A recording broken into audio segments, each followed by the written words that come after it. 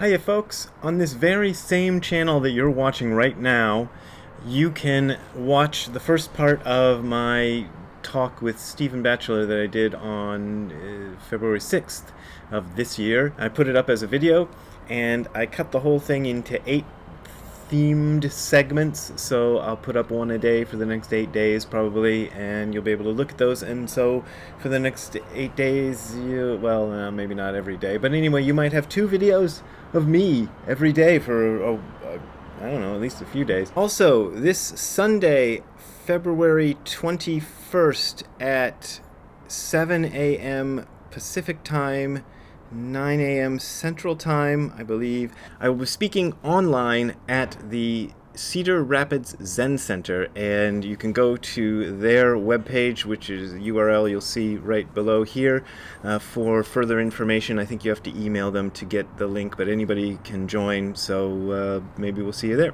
Somebody asked me to talk about Shinji Shobogenzo, so I'm going to do that a little bit today. So one of the things that confuses people about Shobogenzo is that there are actually 3 books called Shobogenzo. There is Shobogenzo, which is in 4 volumes. That's the Nishijima Cross version is in 4 volumes. The Nishiyama Stevens version is in 4 volumes. The Kaz Tanahashi version is, I think, now in 1 volume, although it used to be in 2 volumes. The version I have is in 2. There's the Hubert Nierman version, which is available online. I think is also 4 volumes. So it's a big book. Then there's Shobogenzo's Wee Monkey, which I'm not going to talk about today very much. It's just a collection of things that Eijo, Dogen's disciple, remembers Dogen saying. So that's called Shobogenzo's Wee Monkey. And then there's this thing, Shinji Shobogenzo, which is what my questioner who sent me an email wanted me to talk about. Here's the deal with Shinji Shobogenzo. It is a collection of 301 koans that Dogen put together while he was in China. And there's some history behind this, and I don't remember it all, but I'll give you the short version the way I remember it, and you can look this up online if you want the real facts, so don't put this in your book report or anything. But the deal was that for a long time, Shinji Shobogenzo was thought to be kind of apocryphal. It was around, but nobody knew if it was actually Dogen's work or not, because it's written in Chinese and it is old Chinese koans. It's not original material by Dogen, so people kind of wondered. And I don't know how many years ago, but sometime in the 20th century, it was determined by the scholars who determined these things that Shinji Shobogenzo was indeed authentic and was indeed traceable back to Dogen. And he basically seems to have collected these while he was in China, as I said.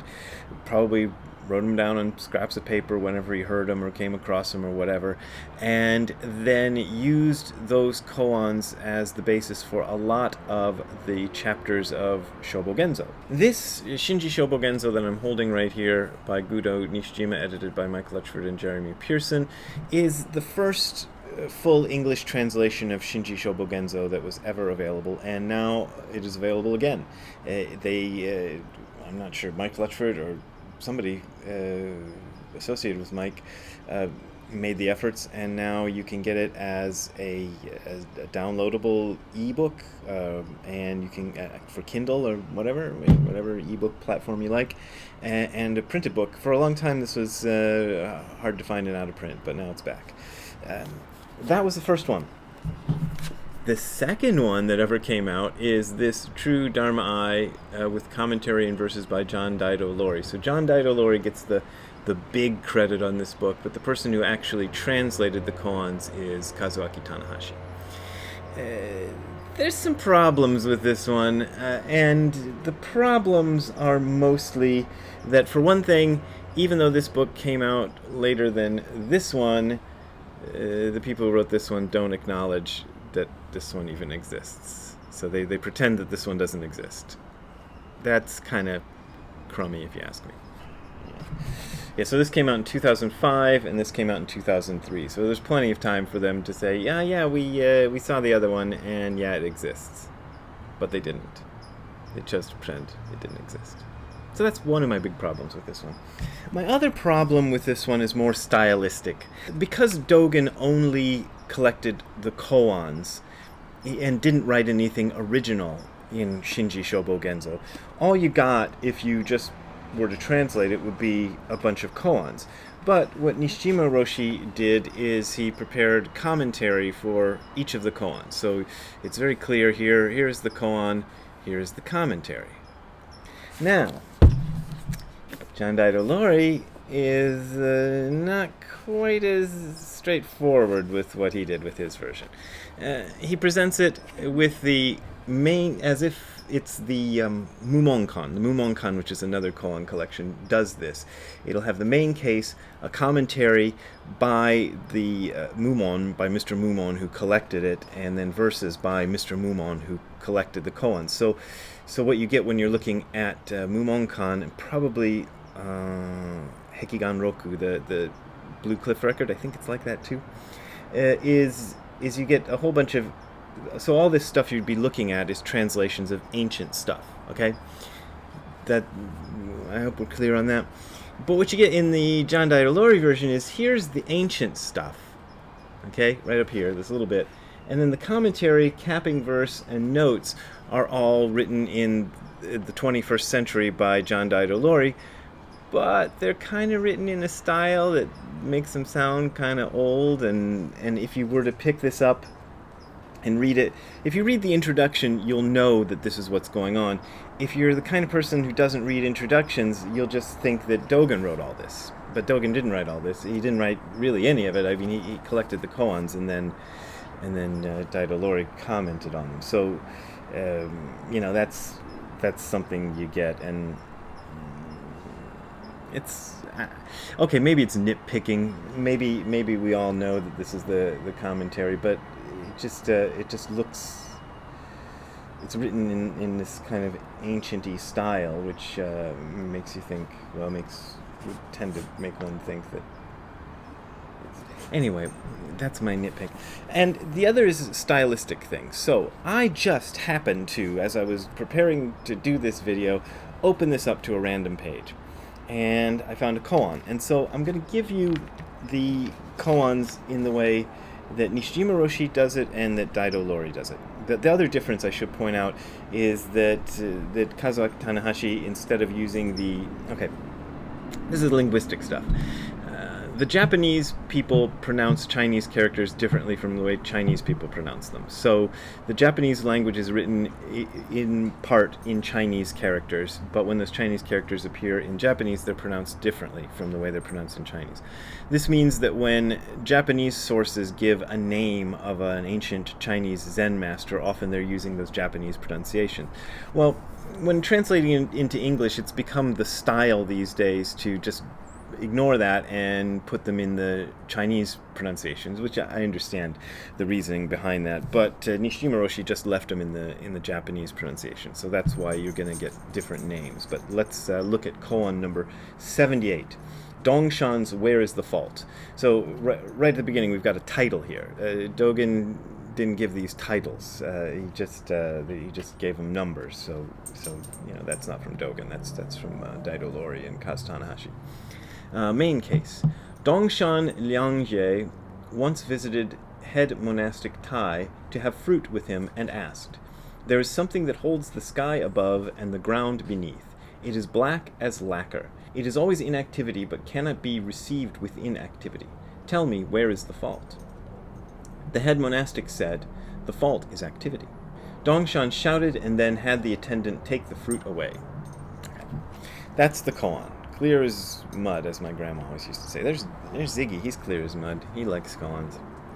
And here's the commentary. We're reading from the Daidolori version now. Before Dongshan even finishes speaking, he deserves to have his meditation seat overturned. He seems to be using his power to mystify the monastic.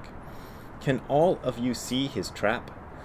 In responding the way he did, this monastic's failure is no small thing.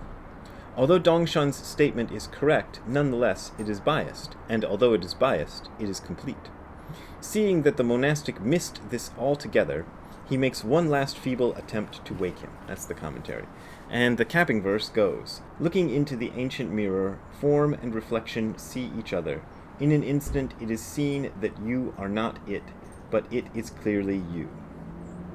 And then there's these notes. He puts footnotes for all the different things in the koans. For example, when Dongshan says, "There is something that holds the sky above and the ground beneath," the footnote is, "Although this is true, no one has ever been able to find it. It is black as lacquer." The footnote is, "It is not a thing." Let's see. "It is always in activity but cannot be received by activity," is, "Don't reject your head by grasping at its shadow." "Tell me where is the fault," says, "He digs a pit and then invites the monastic to jump in." The fault is the activity. He jumps in. Too bad. And he takes the fruit away is, "Why does he keep repeating himself?" Clever. Let's read the Nishijima Roshi commentary and see what he says. "One day Master Tozan called his Shuso Tai and offered him fruit to eat. Then the master said, 'There is one thing that supports heaven and earth. It is as black as lacquer, and it is always moving and functioning. At the same time, it pervades beyond its movement and function. Say where the mistake is.' The Shuso said, 'The mistake is in the movement and function.' Master Tozan scolded the disciple and took the fruit away from him." So as you can see, there's minor differences in the translation of the koan, but it's essentially the same thing. It's not hard to figure out that it's the same koan and that it pretty much says the same thing. So, the commentary is where it differs. Here's Nishijima Roshi's commentary. "Master Tozan made a number of statements with which he wanted to indicate something of the nature of reality. He said that it supports both heaven and earth because heaven, in quotes, and earth, in quotes, are concepts that attempt to categorize aspects of reality. But reality is not used up by these concepts. Reality transcends both heaven and earth. It is black as lacquer because it is indefinite and does not show a clear outline. We can see reality in the constant moving and functioning of all things. Again, reality transcends the area of movement, function, and things. The master asked the monk to say where the mistake was, and the monk's answer made it clear that he had no understanding of the master's words. On an intellectual level, it might be possible to find fault with the master's words, to say what is right and what is wrong. The reality to which his words point does not contain anything that can be called a mistake. It is beyond right and wrong. Perhaps if the monk had answered with his own vivid expression, the discussion might have continued and the disciple might have been allowed to taste some of the fruit that the master had offered him." So to me, the Nishijima Roshi commentary is way clearer. The Daido Lori commentary is Ziggy's barking. I don't know what he's barking at. I wouldn't say it's altogether anything terrible or wrong or bad or I hate it or whatever. It's whatever it is. But his style is to try to kind of keep you off balance. Like, "Oh, I don't know what the hell is going on here. I have no idea what this guy is saying." Whereas Nishijima Roshi's style is to just say it as straightforwardly as he possibly can and then try to kind of let you work it out from there. It's two different... What are you barking at, Ziggy? What? Timmy's in the well? What? Is Timmy in the well? Did Timmy fall in the well? Do we have to go get him? Do we have to go get Timmy out of the well? Is that it? No? Anyway, Daido Lori's style is to try to keep you off balance and kind of, make it all seem mystical and weird. And it is kind of mystical and weird, So I'll give him that. But I don't know if you need all that mystical weirdness. I think it's better to just kind of say, here's what it means as best you can. And that to me is a lot more helpful of an approach. And that's the approach I kind of came up with him.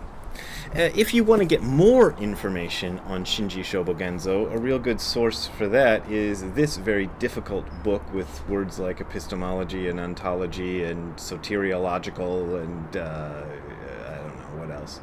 I just came across aporetics. Anyway, words like that, if you want to read all about it with words like that thrown in, Stephen Hine, who's a really good Dogen scholar, I'm not trying to make fun of him, but he writes in this kind of philosophy words sometimes. This book is real good and tells you all about it, and the reason I was kind of stumbling over the explanation of what Shinji Shobogenzo is, and Jesus, my hair is doing weird things. The reason I was stumbling over all that, what Shinji Shobogenzo is and all that, is because it's been years since I read this thing, and I've forgotten a lot of it. But it has a lot of information about where it comes from and different approaches to understanding it, and et cetera, et cetera. Dogen and the Koan tradition, a tale of two Shobogenzo texts, and it tells you the whole story of why it was kind of lost and why people didn't think it was Dogen, and et cetera, et cetera. Anyway, there you go. That's Shinji Shobogenzo. That's what I can tell you about Shinji Shobogenzo. If you want to know more about that, ask me and I'll try to do more. Anyway, if you want to donate to me being able to say more about Shinji Shobogenzo, here's the address. There you can find my PayPal and Patreon links. That is my only way of making money these days. That's my whole income. That's how I buy Ziggy food and how we go finance expeditions to find Timmy in the well and everything else. But if you're having financial trouble, don't donate to me because I'm not desperate. We're still able to mount expeditions to find Timmy in the well. But it's because of those of you who donate that we are able to do that. So thank you very much. Have a good time all the time. See you later. Bye.